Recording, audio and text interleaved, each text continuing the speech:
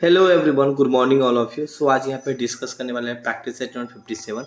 और आपके एग्जाम के लिए ना काफ़ी एक महत्वपूर्ण होते हैं। हाल ही का नॉन टेक का आपको क्लास भी, अगर आप किसी टेक्निकल एग्जाम देते हैं या बीटीएससी के एग्जाम देते हैं तो वहाँ भी आपको नॉन टेक पढ़ना था। नॉन टेक में जैसे कि जीके जीएस होता है, इनके अलावा मैथ होता है, रीजनिंग होता है। हाल ही का इंग्लिश का हम नहीं है, बट इतना सारा अवेलेबल है आपको 699 में 24 स्टडी सेंटर के ऐप पे।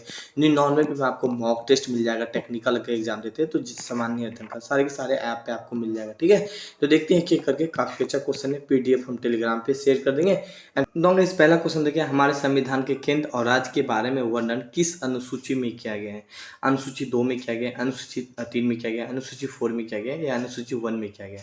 हाल ही का केंद्र और राज्य के बारे में वर्णन है ना, अनुसूची 1 में किया गया। तो यहाँ पे तो आप डी को टिक ला के चले आइए, मगर एक्स्ट्रा आप क्या रिलेट कर सकते हैं, कभी कभी पूछ लिया जाएगा अनुसूची 2 में किसके बारे में चर्चा किया गया है। तो संघ और उसके क्षेत्र के बारे में ना अनुसूची 2 में चर्चा किया गया। मतलब क्वेश्चन इस रूप में पूछा जाएगा, संघ और उसके क्षेत्र के बारे में किस अनुसूची में चर्चा किया गया? तो अनुसूची 2 में चर्चा किया गया। इस रूप में क्वेश्चन आप लोग के एग्जाम में पूछ लेते हैं। अनुसूची 3 में किसके बारे में चर्चा किया गया है?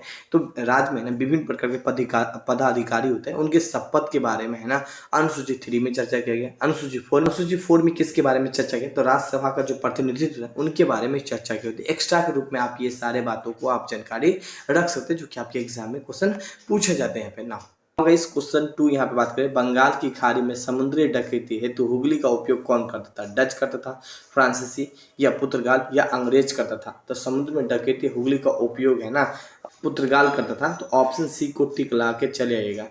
हाल ही का यूरोपीय कंपनी के आगमन में बात करें, भारत में सबसे पहले कौन सी यूरोपीय कंपनी आई थी? तो सबसे पहले पुर्तगाल आई थी। तो पुर्तगाल को पहले पे टिक लगा लीजिए, ये पूछ लिया जाता है। सेकंड में कौन आई थी? तो डच आई थी यहाँ पे। तीसरे नंबर पे अंग्रेज आए थे यहाँ पे।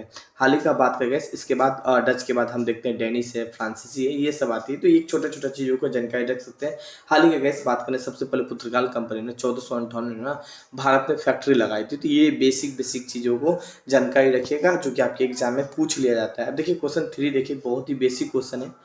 अंग्रेज के शासनकाल में भारत में कौन सा क्षेत्र अफीम उत्पादन के लिए प्रसिद्ध है? तो बिहार था, दक्षिण भारत या गुजरात या असम? तो बिहार हो जाएगा। ऑप्शन ए टिक लगा लीजिएगा। अफीम का काफ़ी ज़्यादा उत्पादन बिहार में होता था और बिहार से ही सप्लाई होता था काफ़ी सारे देश, जैसे गैस यूरोप वाले कंट्री में सप्लाई होता था। हाल ही का उस समय में बात करें, गुजरात इतना फेमस नहीं हुआ करता था जितना कि ज़्यादा बिहार उस समय में काफ़ी ज़्यादा उपजाऊ क्षेत्र हुआ करता था। बिहार हो, वेस्ट बंगाल के क्षेत्र हो। यहाँ पे नाउ क्वेश्चन नेक्स्ट यहाँ पे हम लोग बात करने वाले हैं 4 क्वेश्चन देखिए, क्योंकि ये बीटीएससी है तो बिहार से संबंधित है, इसीलिए मैंने बिहार का क्वेश्चन यहाँ पे इंक्लूड किया। यहाँ पे कुंवर सिंह राजा थे, कहाँ के? तो हमीरपुर के या धीरपुर के या जगदीशपुर के या रामपुर के? तो यहाँ पे क्या हो जाएगा? जगदीशपुर हो जाएगा। सी करेक्ट आंसर हो जाएगा। हाल ही का जगदीशपुर कहाँ पे? अगर वर्तमान में देखें तो कैसे भोजपुर जिले में जगदीशपुर है, और जगदीशपुर में ही कैसे कुंवर सिंह का जन्म हुआ था। हाल ही का 1857 क्रांति में ना इनका एक बहुत ही महत्वपूर्ण योगदान है। हाल ही का 23 अप्रैल को बात करें, 23 अप्रैल यहाँ पे, और 1858 को इसकी मृत्यु हो जाती है। और 1857 तक युद्ध में रहते हैं और 57 से 58 लगभग 1 साल के बाद इनकी मृत्यु हो जाती है। फिर इसके भाई कमान संभालते हैं। यहाँ पे काफ़ी ज़्यादा योगदान होता है 1857 क्रांति में, और बिहार में अक्सर ये क्वेश्चन पूछ लिया जाता है। यहाँ पे 5 क्वेश्चन देखिए, साधारण मानव का गुणसूत्र होता है कितना होता है? 36 होता है, 46 होता है, 56 होता है या 26 होता है? तो साधारण जो मानव होता है उनका जो गुणसूत्र बात करेंगे 46 होता है यहाँ पे। तो बी को टिक लगा के चल जाइएगा। हाल ही का गुणसूत्र के बारे में अगर हम आपको बताएं, जैसे कि कैसे मान लीजिए आपकी मॉम है, ठीक है, इसके बाद आप डैडी को ले लीजिए यहाँ पे। तो मॉम में कौन गुणसूत्र होता है? एक्स एक्स होता है यहाँ पे, और डैडी में क्या होता है? एक्स और वाई होता है यहाँ पे। मान लीजिए जब दोनों का गुणसूत्र, मान लीजिए आप मम्मी का एक्स गुणसूत्र और पापा का अगर एक्स गुणसूत्र मिल गया ना, तो बेटी पैदा होगा पे, मतलब लड़की पैदा होगा यहाँ पे। ठीक है, अगर एक्स वाई अगर मिल जाएगा ना, तो फिर क्या होगा यहाँ पे? गैस लड़का होगा यहाँ पे। तो ये सब चीज़ बेसिक क्वेश्चन है जो कि आपके एग्जाम में पूछा जाता है। ये सब क्वेश्चन यहाँ पे एक फ्रेंड को शेयर कीजिएगा। क्लास ज्वाइन नहीं किए तो ज्वाइन कर लीजिएगा। ऐप पे आपको मिल जाएगा 699 रुपये में ही आपको क्लास मिल जाएगा। और नॉन टेक एग्जाम आप किसी भी टेक्निकल एग्जाम देते हैं तो उनके लिए काफ़ी एक महत्वपूर्ण होगा। 6 क्वेश्चन बात करें, एड्स निम्न कारणों में से किसके द्वारा होता है? हेलोमिथ के द्वारा होता है, जीवाणु के द्वारा, कवक के द्वारा या विषाणु के द्वारा होता है। तो गैस यहाँ पे है ना आप विषाणु को टिक लगा के चले आएगा, डी को टिक लगा के चले आएगा। हाल ही क्या बात करें जीवाणु से कौन सी बीमारी होती है, तो आप लोग क्षय रोग सुने होंगे। क्षय रोग है ना एक जीवाणु जनित बीमारी है।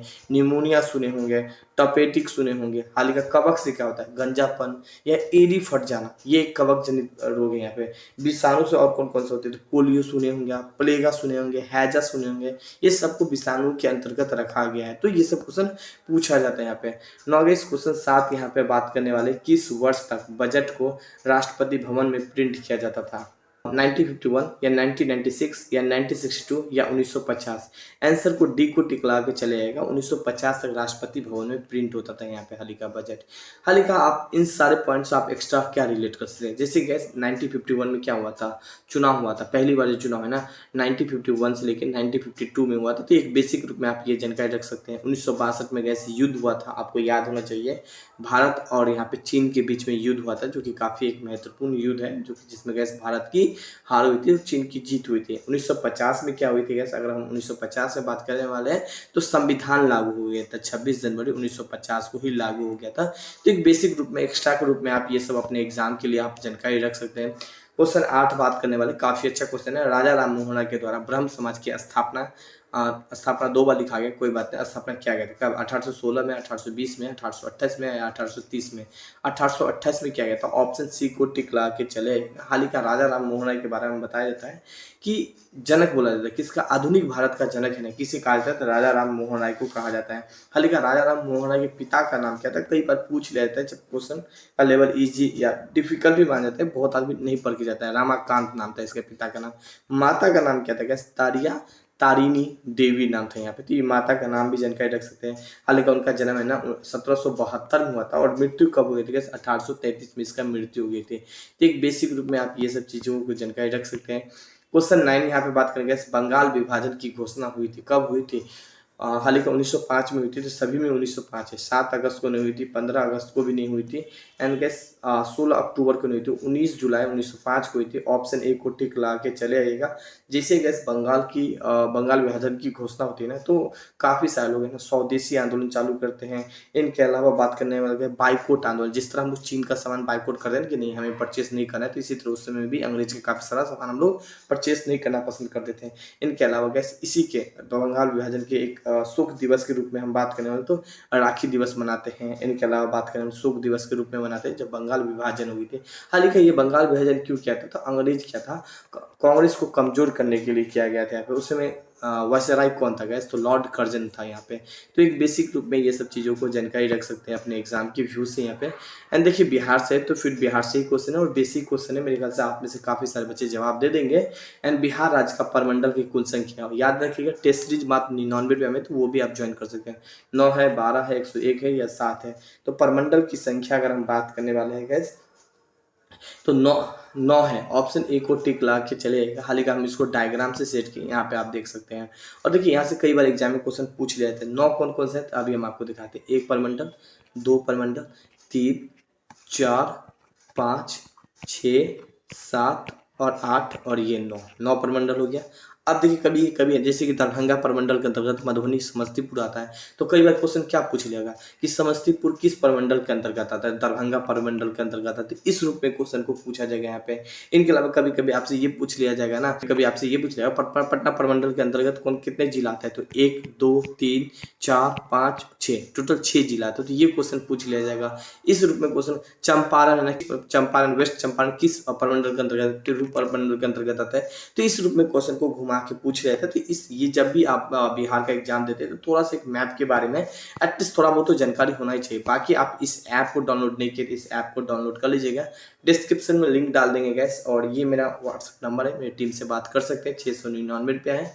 नॉन्टी का क्लास ज्वाइन कर सकते हैं, 99 टेस्ट सीरीज ज्वाइन कर सकते हैं और इंस्टाग्राम और फेसबुक को नहीं जुड़ सकते। तब तक के लिए धन्यवाद। Have a nice day.